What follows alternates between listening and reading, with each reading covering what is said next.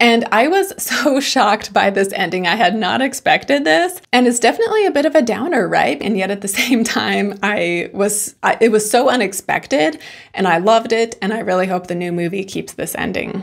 And so yeah, both he and will kill or allow others to be killed in order to achieve everlasting life. And so it's just a really interesting parallel there. Hello, and thank you for joining me here at Why the Book Wins. My name is Laura, and today I am talking about Nosferatu. So the original 1922 movie is titled Nosferatu, A Symphony of Horror, and is directed by F.W. Murnau. And then we have the 1979 movie Nosferatu the Vampire, directed by Werner Herzog. And then I will also be talking about Shadow of the Vampire from 2000. So this is not a remake of Nosferatu, but it is a fictional portrayal of the making of the 1922 movie. And so I will be talking about that one as well, since it does relate to the Nosferatu story. And if you're wondering why a channel that primarily does book versus movie videos is making a video on Nosferatu, it is because Nosferatu is an adaptation of Dracula by Bram Stoker. And last year I made a book versus movie video where I read Dracula and then watched 6 Dracula related movies.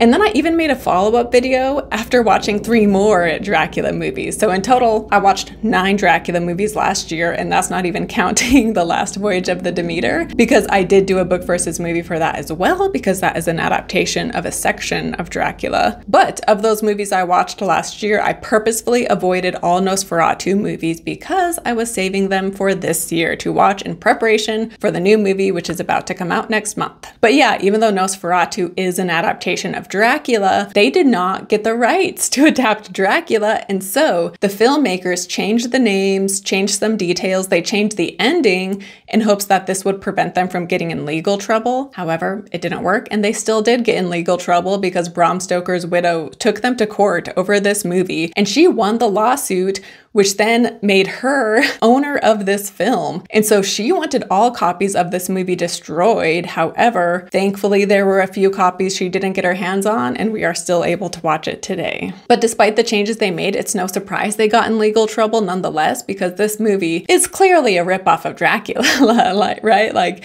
there's no getting away from that, even with the changes that they made. And so yeah, in this video, it will be broken up into the timestamps down below, but I'm going to start out just going over some of the changes from Dracula to Nosferatu, as well as then getting into individual movie reviews and just my thoughts on the movies. But I will say, as far as my spoiler-free section goes, I loved all 3 of these movies and I would highly recommend each of them. And I am so excited for the new movie to come out next month. I will have a video coming out sharing my thoughts on that one as well. So it comes out on Christmas Day. So my video will be sometime after that. And going forward for the rest of this video, I will have spoilers for all 3 of the Nosferatu movies I mentioned, as well as spoilers for Dracula, the book Dracula, as well as some light spoilers for the 1931 Dracula movie. So yeah, to touch on the changes from book to film. So first off, the name of the Count here, he is Count Orlok, and he does not look quite the way Dracula is described, because in the book he is old and decrepit and he smells gross, but he does look more human than what we get in Nosferatu. And also in the book, it's interesting because he starts out very old, but then he gets younger the more he feeds. And this is something that only a couple adaptations that I've seen have stayed true to.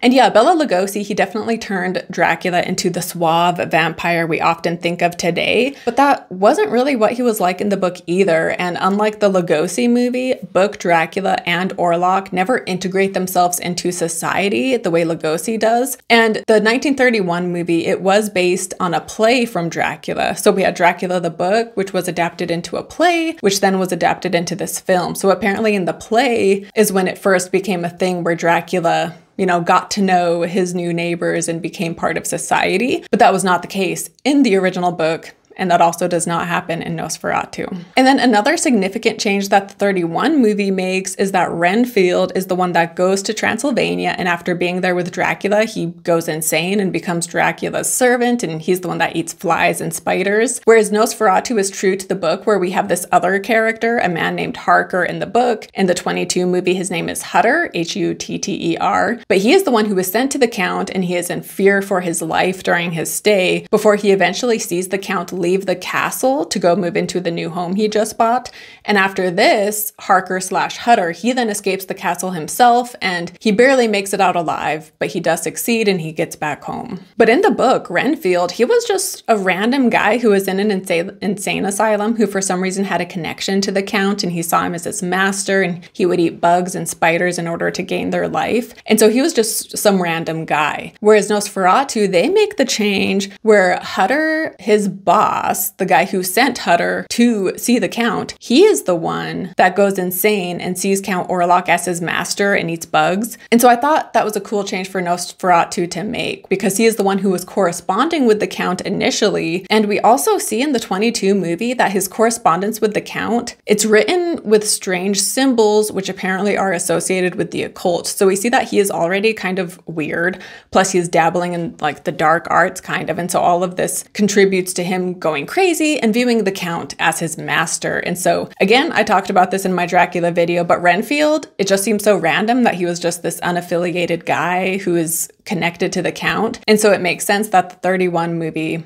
again has Renfield be the one who meets the Count, but then it also makes sense here to have it be Harker's boss, Hutter's boss. So I did like that change. And in all versions, the Count is drawn to the main woman character of the story. In Nosferatu, it is Hutter's wife, whose name is Ellen, whereas in Dracula, he is drawn to Harker's fiancée, Mina, as well as her friend Lucy, but Mina is the main one he seems to be after. And also in the book Dracula, Lucy becomes a vampire herself, and they end up having to stake her and behead her in order to put her at rest again, right? Whereas in the 1922 Nosferatu specifically, it doesn't seem like biting people turns them into vampires, it just kills them eventually. He really is the only vampire throughout the story. And yeah, in the book Dracula, it ends with all of our main characters chasing Dracula down back to Transylvania before eventually killing him.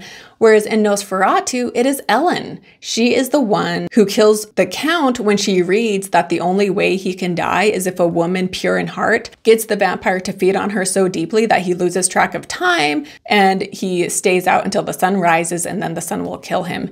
And so she does this, and she sacrifices herself in order to kill the vampire. And in the book, Mina, she is like the key, because Lucy, she's an important character too, but like I said, she dies partway through. So Mina, she is an amazing character in the original Dracula movie, and she is integral in the death of Dracula. But yeah, both of the Nosferatu movies, they definitely put it all on Ellen. Like, she is the one who saves everybody, and it's all thanks to her. Especially in the 79 movie, like, she was just incredible because no one was helping her, no one believed her, and so it's all just on her to do this. And in the 79 movie, they do name her Lucy, which is kind of confusing in relation to the book, so I'll probably just call her Ellen. But yeah, the wife here, she is who ends up killing Nosferatu, and she was just an amazing character. And yeah, like I said, in Nosferatu, the sun is what kills him, but this is not the case in the book Dracula. In the book, the sun weakens his powers, but it doesn't kill him.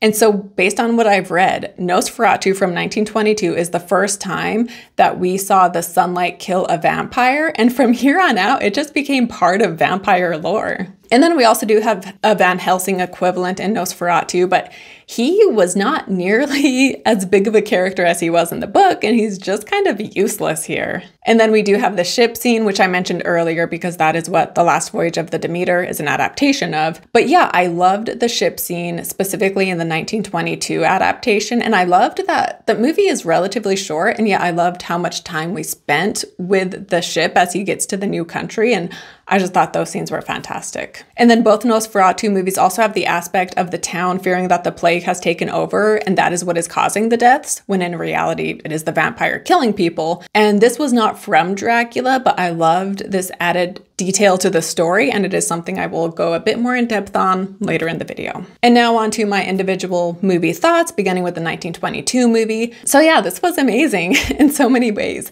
Max Schreck is the actor who plays Count Orlok, and he was fantastic. And the use of light and shadows was also just so effective, and this really is just a must see. I have a hard time knowing like what star rating to give movies like this, because part of me is like, well, like it should just get the obligatory 5 stars because it was so groundbreaking and it stood the test of time and it's just so iconic. And yet, yeah, it's hard because I can't judge it by today's standards though either. And so it just, is so much of its own thing. I did give it 4 out of 5 stars on Letterboxd, but again, part of me is like, I feel like it just has to get 5 stars, right? Regardless of its star rating, it's a must-see, and if you haven't yet watched it, you definitely need to. And this isn't the kind of movie that, at least for me in today's day and age, is not going to give me nightmares, but Orlok, yeah, he did look so creepy, and it was so effective. So much of this movie was just so effective with the visuals, and it was pretty disturbing at times. Like the scene when Hutter is in the castle and he opens his door and we just see Orlok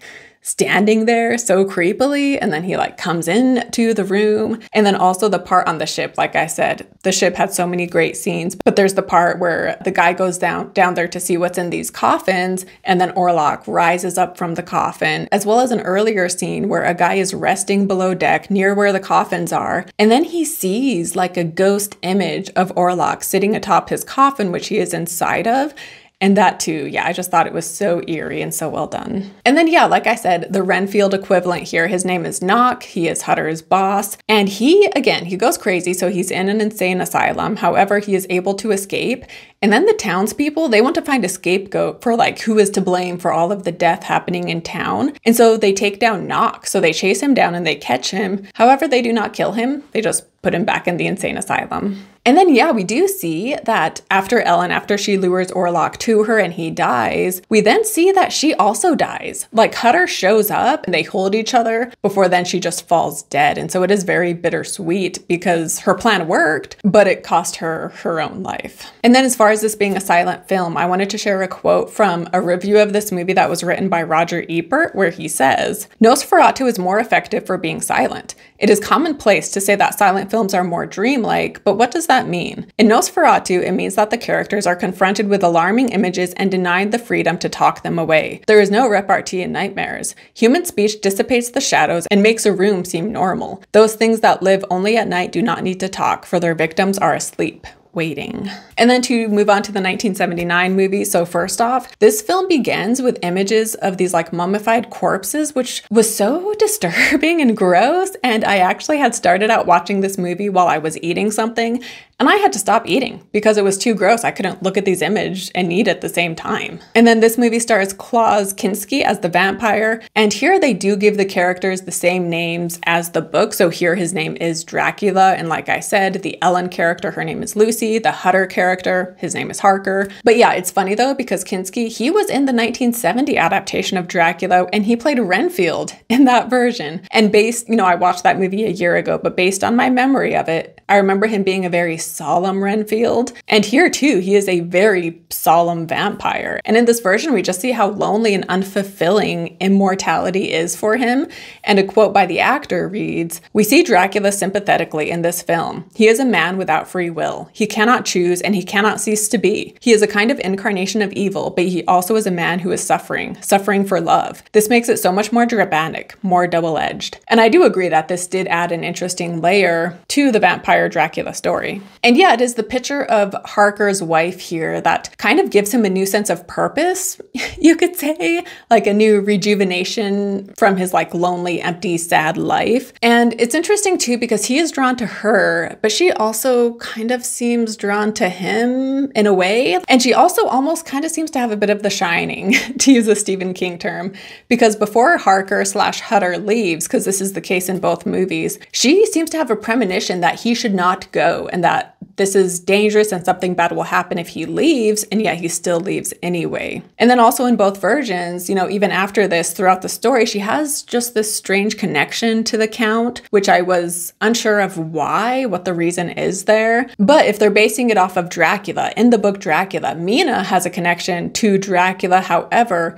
this happens after he has drank her blood, and she even drank some of his blood, and so this causes the two of them to be connected. But again, it happened after he attacked her, whereas here, right from the start, she like can sense things. And you could say like, oh, it's her connection to Harker/Hutter, and that is why she senses these things. But I think it's also just a connection she seems to have to the Count. But I did want to mention Harker here because he is played by Bruno Ganz, and he seemed so familiar to me. And it wasn't until I looked on IMDb that I realized he was in a Tom Ripley adaptation called The American Friend, which I watched last year and I made a video for. And so I thought he was great in The American Friend, and I thought he was great here as Harker. In Dracula's castle in this movie, we just have so many cool angles and shadows, and just the shapes of these walls and these archways was just really cool. And it seemed like they were probably paying homage to the original movie, right? Because like those archways and the shadows and the shapes were such a big part of that first film. And then in this version, we have a boy playing the violin in like this courtyard area of the castle. And I was kind of confused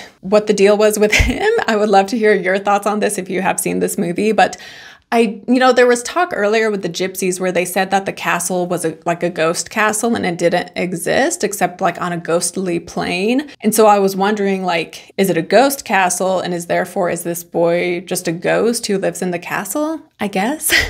Again, let me know your thoughts on that down below in the comments. But regardless of why this boy was here, he definitely added to the unsettling vibe of it. And yeah, in the book, the section where Harker is at Dracula's castle, it's like the first section of the book Dracula. It is just fantastic and is probably my favorite part of the book. And in general, it's just one of my favorite sections of horror ever written. It's just so good. And Nosferatu, they do a good job with these scenes with Harker/Hutter at the Count's castle. And yet, to be honest, I don't think any adaptation has yet lived up to my expectations of what I want from this scene of the book, like capturing the fear and the horror and the dread and that feeling of being trapped. And I've said it before and I'll say it again, but I want a movie to adapt just this section. I don't know how they would have it end because, it's the start of the book. There's so much that happens after. But I just want to see a 2-hour movie adapt just this section and just really capture again, just all of the horrifying emotions we get and all of the visuals and just, it's just so good. I highly recommend it. And yeah, I have yet to see a film that captures it to my liking. But these movies do a good job, as does the Gary Oldman movie. But to move back to Nosferatu, so Harker, he is bit when he is at the Count's castle. And then as we got in the other versions, he does escape though, and he makes it back home. However, in this adaptation, once he makes it back home, he is not himself, and he doesn't even remember who Lucy is, which is very heartbreaking for her. And throughout the rest of the movie, he is just kind of out of it, and he's very odd, and he is just not himself.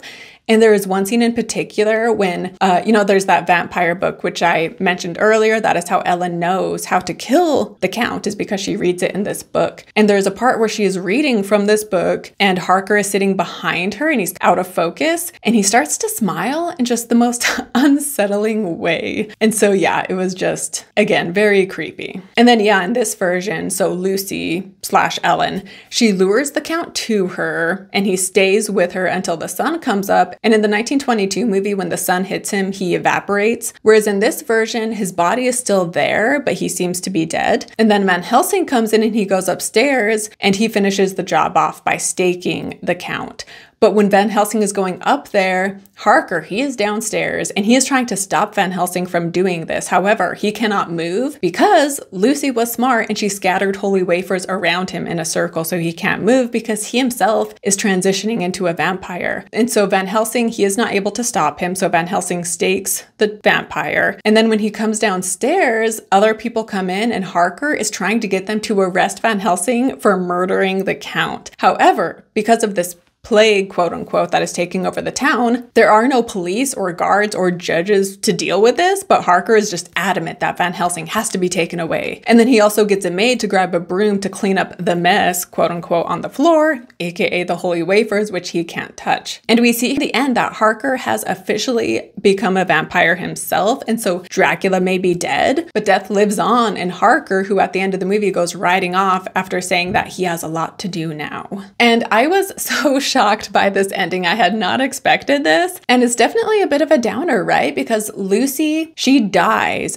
in her effort to kill the Count. And while that does work, and so it's not like it was to no avail, at the end of the day, there is another vampire now who is just going to take his place. And so, yeah, it's pretty depressing. And yet at the same time, it was so unexpected and I loved it. And I really hope the new movie keeps this ending. But to move on to the plague aspect, which I wanted to touch on. So again, both movies have have this part where the town becomes deserted because people just keep dying due to the Count killing people, but the town is also overrun with rats that the Count brought with him. And this reminded me of Salem's Lot, which of course the book Salem's Lot came after the 1922 movie. We can assume that King was inspired by the 22 Nosferatu, as well as Invasion of the Body Snatchers. But likening the presence of a vampire to a plague is just such interesting symbolism that I absolutely love. When I was reading about this in the IMDb trivia section, so official, I know, but in that section we read, director Murnau and the producer Grau gave Orlok in the film a demonic lineage and an occult origin. Orlok is the creation of Belial, one of the satanic archdemons. Belial in Psalms 41, 8-10 is also associated with pestilence, with Orlok in the film being the very manifestation of contagion, rats pouring out of his coffins onto the streets of Wisborg, spreading plague. Orlok's link to Belial is also highly significant because Belial is one of the demons traditionally summoned by Goetic magicians, making Orlok someone who practiced black magic before becoming a vampire. And in past videos, again, I talked about how Dracula can be seen as very symbolic, and he doesn't just represent a vampire, he can represent, fears people had of real diseases or certain lifestyles or certain cultures that they were worried of taking over their own lifestyle and culture. And in that review by Roger Ebert of the 1922 movie, he says, Ellen Hutter learned that the only way to stop a vampire is for a good woman to distract him so that he stays out past the first cock's crow. Her sacrifice not only saves the city, but also reminds us of the buried sexuality in the Dracula story. Bram Stoker wrote with ironclad 19th century Victorian values, inspiring no end of analysis from readers who wonder if the buried message of Dracula might be that unlicensed sex is dangerous to society. Victorians feared venereal diseases the way we fear AIDS. This review was written in the 90s, by the way. And vampirism may be a metaphor. The predator vampire lives without a mate, stalking his victims or seducing them with promises of bliss, like a rapist or a pickup artist. The cure for vampirism is obviously not a stake through the heart, but nuclear families and bourgeois values. And in the 1979 movie, while the town is deserted and it's just kind of a mess, Lucy is walking through the town when she comes across some people having like a quote-unquote last supper is what they say. And they're saying they already have the plague and now they're just feasting and enjoying themselves, and they invite her to join them. And I would love to hear what you make of this scene if you have seen this movie. I did read a quote on a blog which read, Herzog, the director, refers to the plague the Count brings not just as a physical sickness, but a spiritual one as well. Nosferatu is not a monster, but an ambivalent, masterful force of change, he says. When the plague threatens, people throw their property into the streets. They discard their bourgeois trappings. A reevaluation of life and its meaning takes place. And so with that in mind, these people having this last supper, do they represent people who were just too connected to their material items that they would rather hold on to them even if it means catching the plague, and they just don't care because they're just going to feast on their fine foods and fine wine regardless? Then also you have the aspect that they call it the Last Supper, and in the Bible they had the Last Supper before Christ then sacrificed himself. And here in this movie, Lucy, she is about to go sacrifice herself. So you have that symbolism parallel too. But yeah, I would love to hear what you think of this scene in the movie. And then to move on to Shadow of the Vampire. So Willem Dafoe was nominated for an Oscar for his performance as Max Schreck / Count Orlok. And it was well deserved because he was amazing in this role and he does a great job recreating the scenes from the original movie. And John Malkovich is also fantastic as the director, F.W. Murnau. And this Max Schreck character, he is the monster here because this movie, they make it seem like Max Schreck was a real vampire in real life who the director hired to play Count Orlok. Because the director Murnau, he wants this movie to be very real. He's using real locals with the end scene. He's using a real abandoned castle and he's using a real vampire. And so we learn that he has made this bargain with Schreck, that Schreck will play Orlok in this movie, and in exchange, he gets to truly drink the blood of the actress who plays Ellen in the final scene. However, Max Schreck doesn't totally keep his word because he ends up killing different crew members who were not part of the agreement, and this, of course, upsets the director. It doesn't upset him because he cares about those people, but it upsets him because when important crew members die, it makes his job harder. And here too, as in the 79 film, we definitely see the vampire as being tired and lonely in his immortality. And there is a part when two members of production are talking to him, and they've been told that he's basically like a method actor. And so he is acting like he's a real vampire, but they just think he's just being eccentric. But they're drunk, and so they decide to play along, acting like he really is a vampire. And they ask him what he thought of the book Dracula when he read it. And in the scene, he says, "It made me sad." And the guy asks, "Why sad?" And then he says, "Because Dracula had no servants. Dracula hasn't had servants in 400 years, and then man comes to his ancestral home and he must convince him that he is like the man. He has to feed him when he himself hasn't eaten food in centuries. Can he even remember how to buy bread, how to select cheese and wine? And then he remembers the rest of it, how to prepare a meal, how to make a bed. He remembers his first glory, his armies, his retainers, and what he is reduced to. The loneliest part of the book comes when the man accidentally sees Dracula setting the table."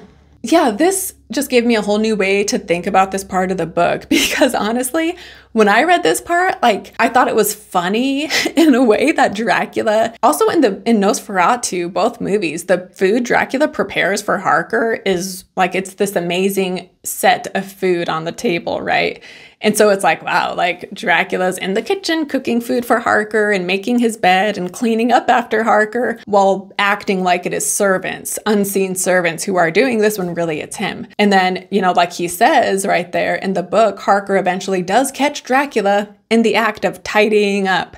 And so that's when Harker's suspicions are confirmed that there are no servants. But to think of it as something that is sad, because again, having a human around and having to remember these human things, it's bringing up memories of what the vampire's past life had been like and how much fuller it was in some ways than his now hollow, lonely existence. And in the book Dracula, we hear how the Count will keep Harker up until sunrise, telling him about his past, and he frames it as if he is telling Harker like family history, kind of. But it's not family history, this is Dracula's own history. And so, you know, like Shadow of the Vampire says, like having a human in the house is making him remember his human days in a way that's kind of sad when you think about it, right? Because his past glories, and now he's just living a sad immortality. And we also get a quote in this movie where Murnau is talking to his crew, his film crew, and he says, "Our battle, our struggle is to create art. Our weapon is the moving picture. Because we have the moving picture, our paintings will grow and recede.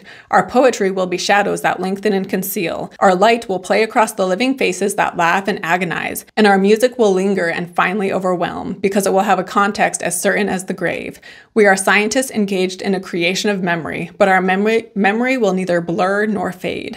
And so he is obsessed with living forever. Meanwhile, we have Shrek, who is very weary with his never-ending life, and yet he is still compelled to feed, which is what allows him to live forever. And we also see Shrek become fascinated with the camera and the light as we see him creating shadows with it and looking at footage of the sun.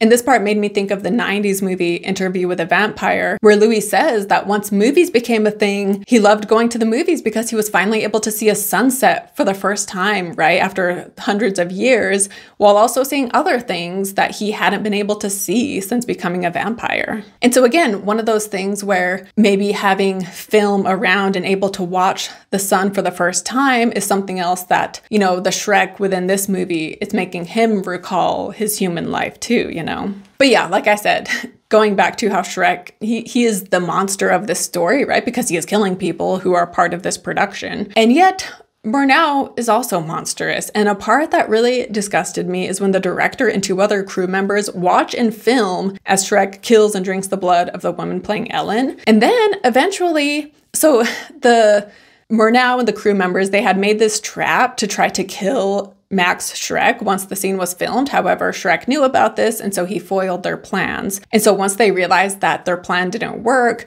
Shrek then kills the other 2 crew members, but Murnau, he just keeps filming even while all of this is happening. And then eventually, these other crew members are able to open the room they're in, and they get inside and they let in sunlight, and the sunlight kills Shrek. And again, as all of this is happening, Murnau, he just keeps filming, and these other crew members are like in shock at what they're seeing. And yet Murnau, he just won't stop filming until one of these shocked crew members grabs that slate to show it's the end of the scene. And so yeah, both he and Max Shrek will kill or allow others to be killed in order to achieve everlasting life. And so it's just a really interesting parallel there between the director and Max Schreck. And the director also has a line where he says, if it's not in the frame, it doesn't exist. And this is a line that the real director did say in real life. However, the movie portrays this in a new dark light because we see him not caring what happens outside of the frame as long as he gets the shot he wants, right? So he kind of has blinders on to what is going on around him, and he just doesn't care. And he's just kind of trying to desensitize himself. And all that matters, again, is getting that shot. Although we do see him at one point trying to numb himself with drugs. So clearly he isn't dealing with this well in many ways. And then they do also concoct the plan to try to kill Max, but still they allowed the actress to die. And when she freaks out because she doesn't see his reflection in the mirror, they drug her so that she will be calm and comatose and she won't be able to stop Max from killing her. And so yeah, that scene, it was just so disturbing and hard to watch as these three men are just watching, not only watching and allowing this to happen, but they're filming it. It was just so disgusting. But yeah, in this movie, during production, we see Max and the director get in these arguments, right? Because Max, he's obviously messing up the production, right? Because he's killing crew members and just being difficult. But what's funny, or ironic, I should say, is that in real life, Klaus Kinski from the 1979 version, he really was incredibly difficult to work with and he had anger issues and he would often get in huge arguments with the director. However, he and the director, they teamed up on many movies together. But yeah, he would just have these huge tantrums. And I read there was some other actress who was offered the role of Lucy, but she turned it down specifically because she did not want to work with this guy because that is how bad he was. And so in a way, this Shadow of the Vampire, it's almost, seems like maybe it's almost taking inspiration from that as well, of having this like difficult lead actor, right? But they're taking the difficulty to another extreme by having him be a real vampire. But to just wrap up and share some final thoughts. So in all movies, you know, the Count Orlok, he wears black, but specifically in the 1979 film, as well as Shadow of the Vampire, the scenes themselves were just so dark that he often looks like a floating head, which was just so creepy in its own way. And then I also wanted to say that Cary Elwes is in Shadow of the Vampire, and he also had been in the 1992 Dracula movie, so that's kind of a fun overlap there. But also Shadow of the Vampire, one of the producers was Nicolas Cage, which I thought was so cool because he famously loves the story of Dracula, and if you've seen Vampires Kiss, parts of his performance are clearly inspired by Max Schreck in Nosferatu. And so it's cool that he produced this movie, and this movie feels like so Nicolas Cage in many ways, but it's interesting that he didn't star in it and he instead produced it. But speaking of Nicolas Cage and Dracula, in my previous video, I do touch on the movie Renfield, which stars Cage as Dracula, which I actually really like that movie. And then I also mentioned the real estate agent earlier, Harker/Hutter's boss. He is the one who invites the Count, and he is excited about this, not only because he's weird and has his shady dealings, but also the money to be made is just like incredible because of what the Count is offering. And this too definitely seems to be something that inspired King in Salem's Lot, because there too, it is the real estate agent who plays a huge role in the vampire coming to this town. And the real estate agent, you know, he's very greedy. And so even though this deal seems weird, he can't resist the money involved. And so I just thought it was interesting that, you know, both Salem's Lot and this have this real estate agent who the vampire is able to use to get what he wants. And he is able to gain entrance into this new town in both. But yeah, like I said, I loved all three of these movies and I would highly recommend them. And yeah, they're just a cool take on the Dracula story. So let me know what your thoughts are on these three different Nosferatu movies. Let me know if you plan on watching the new one. I'm definitely, like I said, very excited about it, which it is interesting because so Harker/Hutter, he has his wife stay with these family friends who are this couple, and this couple is not in the story much at all. In the 79 movie specifically, I know the wife dies. Her name is Mina in the 79 movie, and she ends up being killed. But yeah, they don't play a key role necessarily. But in the new movie, Aaron Tyler Johnson plays this character. So I'm assuming they're going to give him more to do